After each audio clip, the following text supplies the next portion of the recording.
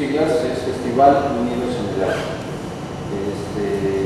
Se desarrolla en la Escuela de Iniciación Artística Asociada de la Piedad y tiene la finalidad de rescatar la Purísima, de provocar en la Purísima que se desarrolle, que explote un centro de desarrollo artístico importante para el municipio.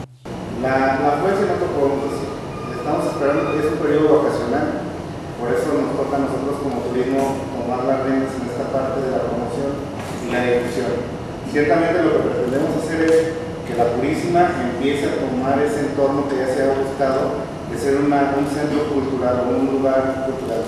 Se pretende que sea para toda la familia. Acuérdense que nosotros nos encargamos de hacer eventos donde podamos atraer a las familias. Lo que en turismo pretendemos es que así como la gente local y de los alrededores tengan algo más que hacer y más en este periodo vacacional.